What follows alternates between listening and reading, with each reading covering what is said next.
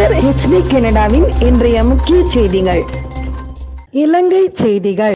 சகலருக்கும் வணக்கம். தற்போது எமது நாட்டிலே ஜனாதிபதி தேர்தல் ஒன்று நடைபெற இருக்கின்றது. எதிர்வரும் 21ஆம் தேதி இந்த ஜனாதிபதி தேர்தல் நடைபெறுகின்றது. இந்த ஜனாதிபதி தேர்தலிலே கிட்டத்தட்ட 39 பேர் போட்டியிடுகின்றார்கள். அதிலே 3 பேர் தமிழர்களாக போட்டியிடுகின்றார்கள். ஆனால் இந்த 39 பேரிலே உண்மையிலேயே 3 பேர் முக்கியத்துவம் வாய்ந்தவர்களாக கொள்ளப்பட்டிருக்கிறார்கள். அவர்களின் பிரச்சாரங்கள் வடக்கு கிழக்கிலேயும் தீவிரமாக நடைபெற்று கொண்டிருக்கின்றது.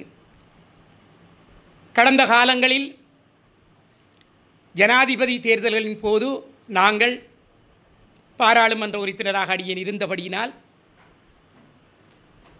அப்போது சிங்கள ஜனாதிபதிகளுக்காக நாங்கள் கடும் பிரச்சாரங்களில் ஈடுபட்டிருந்தோம்.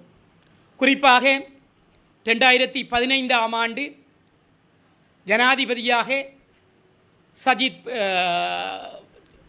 ஜனாதிபதியாக போட்டியிட்ட நபருக்காக நாங்கள் இறங்கி வேலை செய்தோம். அதன் பிற்பாடும் வேலை செய்தோம், அதற்கு முன்னும் வேலை செய்தோம். ஆனால் நாங்கள் இதுவரை பிரச்சாரம் செய்ததெல்லாம் சிங்கள ஜனாதிபதிகளை வெற்றி பெறச் செய்வதற்காக.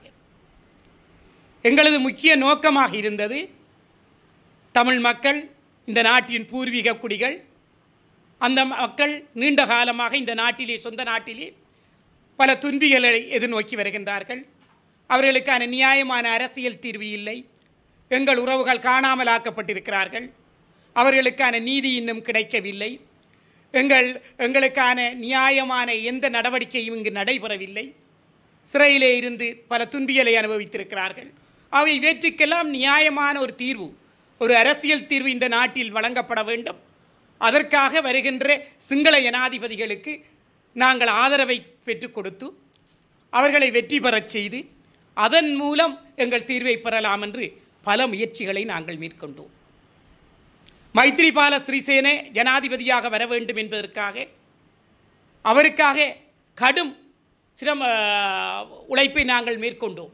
ஆனால் அவர் மைத்ரிபால சிறிசேன ஜனாதிபதியாகவும் ரணில் விக்ரமசிங்கே பிரதமராகவும் வந்தபோதும் கூட எங்களுக்கான நியாயமான, நாங்கள் ஏற்றுக்கொள்ளக்கூடிய, எங்கள் மக்களுக்கான ஒரு நல்ல அரசியல் தீர்வு கடைசி மட்டும் கிடைக்கவில்லை.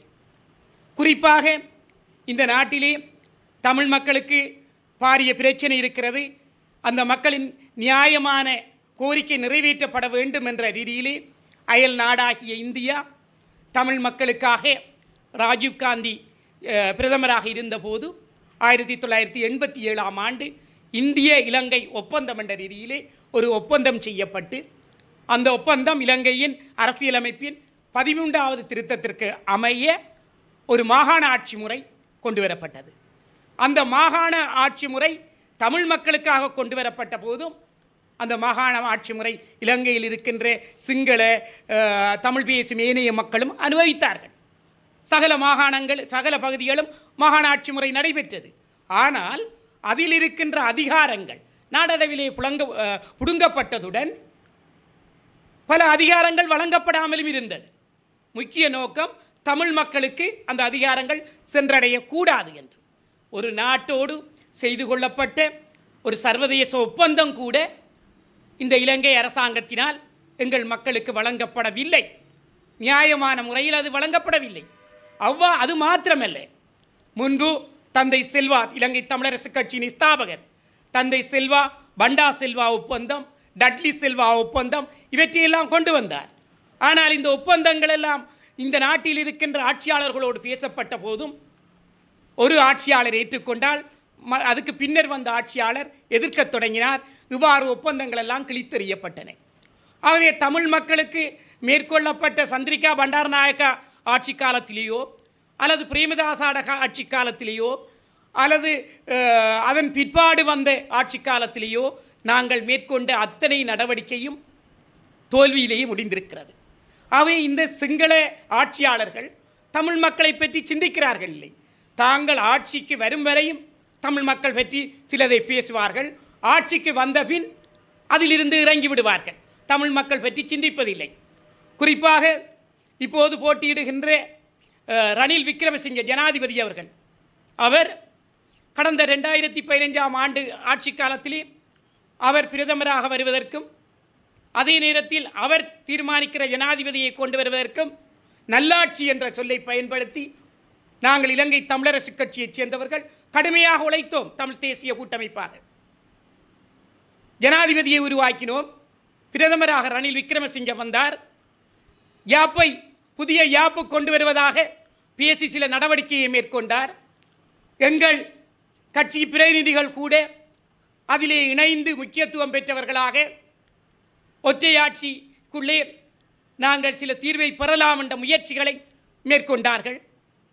ஒன்றுபட்ட இலங்கைக்குள்ளே பிரிக்கப்படாத நாட்டுக்குள்ளே நீடித்து நிலைத்திருக்கக்கூடிய ஒரு சுயாட்சியை நாங்கள் பெறுவோம் என்று எங்கள் தலைவராக இருந்த மறைந்த சம்பந்தர் ஐயா தொடர்ச்சியாக கூறி வந்தார்.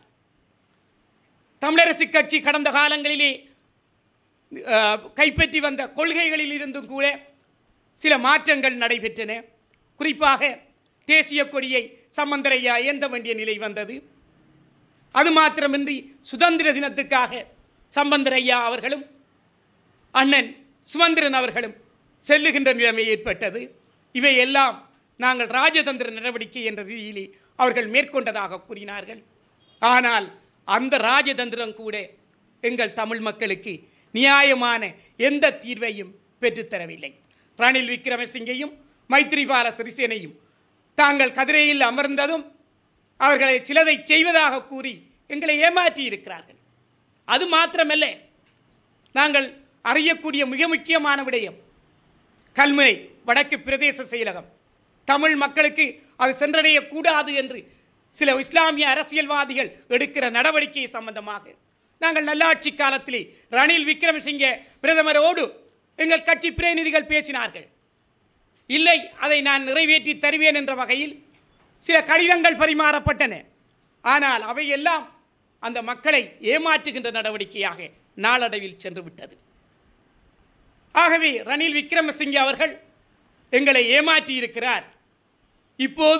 அப்போது சொன்னார் தமிழ் மக்களுக்கு ஒரு தீர்வை தருவேன் என்று.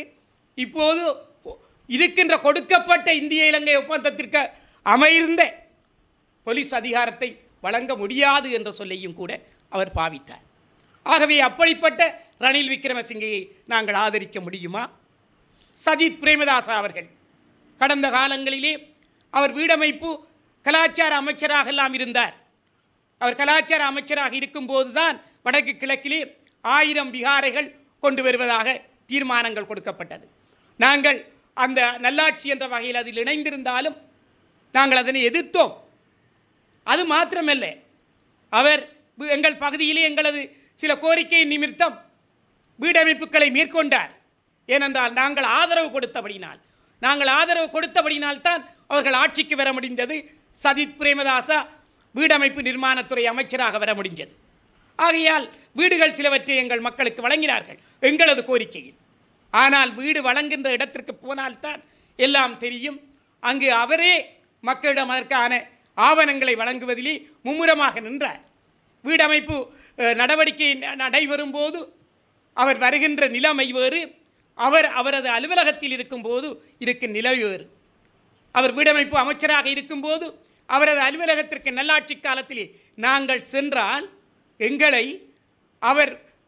எங்களுக்கு தார மரியாதையை அங்கு பார்க்கும்போது நாங்கள் வெளியில் சொல்ல முடியாது. அவரது துணைவர்களை அனுப்பி எங்களது விடயங்களை பாருங்கள் என்று சொல்லுவார். அங்கு அவரது நிலைமை வேறாக இருந்தது. ஏன், அங்கு அமைச்சராக இருந்தார் அவரது அலுவலகத்தில்.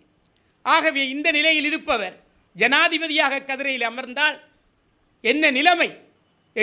நாங்கள் ஆதரவு கொடுத்து நல்லாட்சி கொண்டு ஆட்சிக்கு அவரை அமர்த்திய போது, அவரது அலுவலகத்திலே சென்றபோது எங்களோடு அழைத்து எங்களோடு வைத்து பேசி எங்களது பிரச்சனைகளை தீர்க்க முடியாதவராக இருக்கின்ற ஒருவர் ஜனாதிபதியாக வந்தாராயிருந்தால் இந்த தமிழ் மக்களின் பிரச்சனையை தீர்ப்பாரா? அவரால் முடியுமா? சரி, எதிர்க்கட்சி தலைவராக இருந்தபோது அவர் இலங்கை இந்திய ஒப்பந்தத்தை நிறைவேற்றுங்கள், இது ஒரு சர்வதேச ஒப்பந்தம், இந்த மக்களின் இனப்பிரச்சனையை தீருங்கள் என்று அப்படியாவது ஒரு குரலை கொடுத்தாரா? ஆனால் இன்று அவரது தேர்தல் விஞ்ஞாபனத்திலேயும் இதை பூரணமாக அவர் வெளிப்படுத்தவில்லை. ஆகையால் அவரால் எங்களுக்கான நியாயமான தீர்வு தருவார் என்பதை ஏற்றுக்கொள்ள முடியாது. ஏவிபி அனுரா திசாநாயக்காவை பொறுத்தவரையில் அவர்கள் சில கட்டுப்பாடோடு இருப்பவர்கள். உண்மையிலே ஊழலுக்கு எதிராக அவர்கள் குரல் கொடுப்பவர்கள், அதை ஏற்றுக்கொள்கின்றோம். ஆனாலும் அவர்கள் வடக்கு கிழக்கு தமிழ் மக்கள் இணைந்திருக்க கூடாது என்பதிலே உறுதியாக இருந்தபடினால்தான் வடக்கு கிழக்கு மக்களுக்கு நியாயமான தீர்வு வடக்கு கிழக்கு இணைந்த தாயகத்திலே கிடைக்கக்கூடாது என்பதில் அவர்கள் உறுதியாக இருந்தபடினால்தான் வடக்கு கிழக்கு பிரிக்க வேண்டும் என்பதற்காக நீதிமன்றம் சென்றார்கள். வடக்கு கிழக்கு பிரிந்தது. இதை செய்தது ஜேவிபி அரசாங்கம், ஜேவிபி கட்சியினர். அவர்கள் அந்த நேரத்திலே யுத்தம் நடைபெறும் போது 2009 காலத்திலே இராணுவத்திற்கு இளைஞர்களை அனுப்பியவர்கள். அது யாருக்காக? எங்களுக்கு எதிராக. ஆகவே ஜேவிபி கடந்த காலத்தில் செய்த செயற்பாடு எதிர்காலத்தில் தமிழ் மக்களுக்கு நியாயமான தீர்வை வழங்காது என்பதை, பெற்றுக் கொடுக்க மாட்டார்கள் என்பதை அது தெளிவாக காட்டி நிற்கிறது. ஆகவே அந்த வகையிலே நாங்கள் ஜேவிபியை அரசாங்கத்தின் தலைவராக கொண்டு வர முடியாது, அனுரா திசாநாயக்காவை கொண்டு வர முடியாது. ஆகவே இவ்வாறு பார்க்கும்போது 3 பேர் தான் ஜனாதிபதியிலே போட்டியிடுகின்றார்கள். இந்த போட்டியிடுபவர்களில் முக்கியஸ்தர்களாக இருக்கிறார்கள். இந்த 3 பேரும் தமிழ் மக்களுக்கான நியாயமான தீர்வை எதிர்காலத்தில் தருவார்கள் என்று எதிர்பார்க்க கூடிய நிலைமை இல்லை. ஆகவே நாங்கள் ஒன்றை காட்ட வேண்டிய நிலைமைக்கு தள்ளப்பட்டிருக்கிறோம். கடந்த காலங்களில் சிங்கள நபர்களுக்கு ஜனாதிபதி தேர்தலிலே வாக்களித்து எதுவித பிரயோசனத்தையும் எங்கள் மக்கள் அடையவில்லை. ஆகவே நாங்கள் இந்த நாட்டில் ஜனாதிபதியாக வர முடியாது, எங்களுக்கு அந்த சந்தர்ப்பம் இல்லை, சிங்களவர்கள் தான் ஜனாதிபதியாக வருவார்கள். இருந்தாலும் எங்களது எதிர்ப்பை இந்த சிங்கள ஜனாதிபதிகளுக்கு வருகின்ற ஜனாதிபதிக்கு தெரிவிக்கும் முகமாக நாங்கள் தமிழ் தேசிய பொது வேட்பாளருக்கு வாக்களிக்க வேண்டிய நிலைமைக்கு தள்ளப்பட்டிருக்கிறோம். அந்த வகையிலே இன்று ஜனாதிபதியாக வர முடியாத நிலையிலும் தமிழ் மக்களுக்காக தமிழ் தேசியத்தை நேசிக்கின்ற கட்சிகள் எல்லாம் இணைந்து, இலங்கை தமிழரசு கட்சியை தவிர்த்து,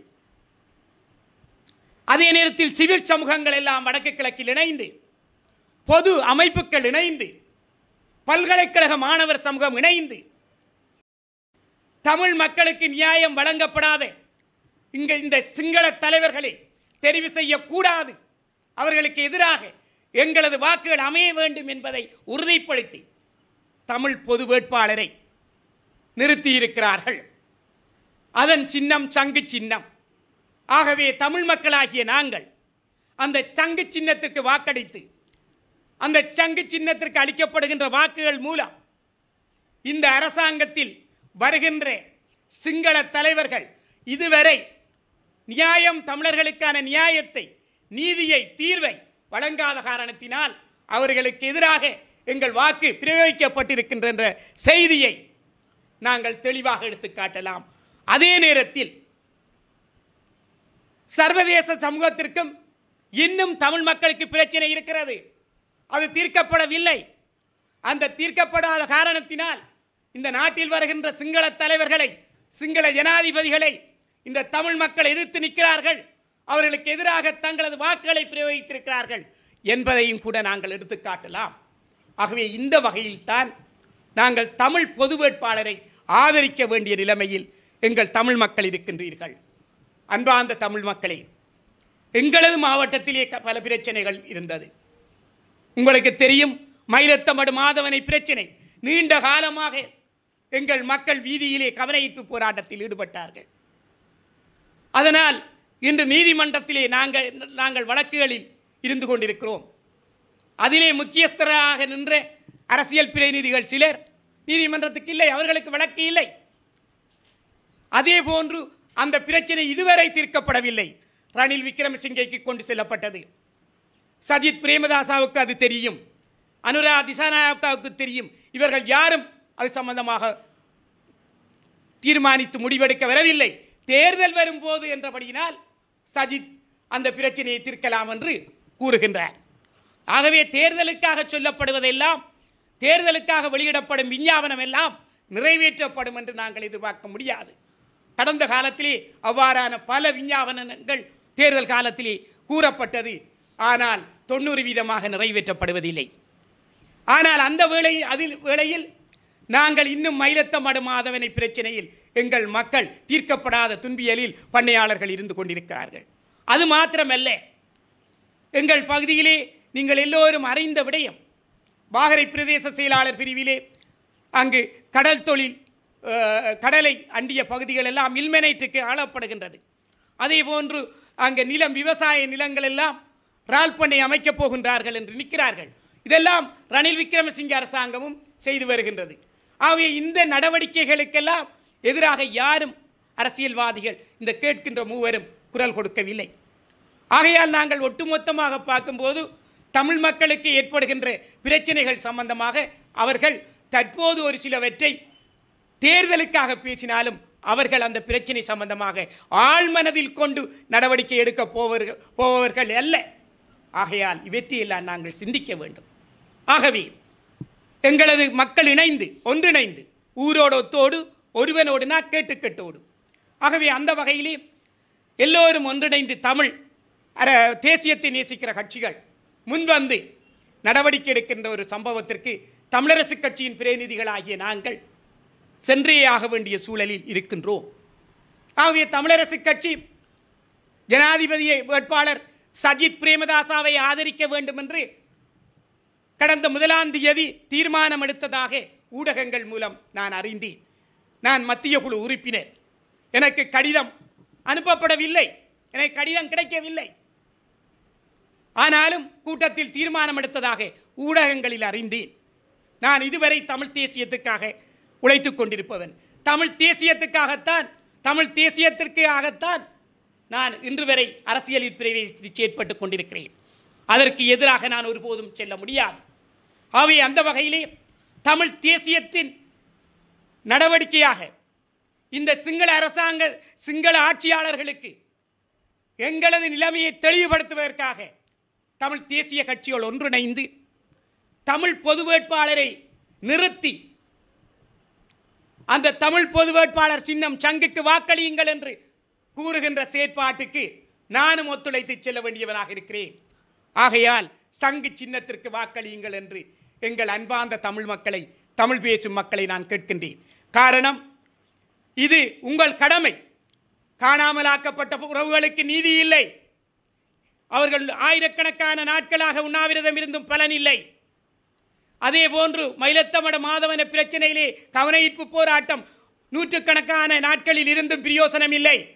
எந்த தீர்வும் இதுவரை தமிழர்களுக்கு கிடைக்கவில்லை.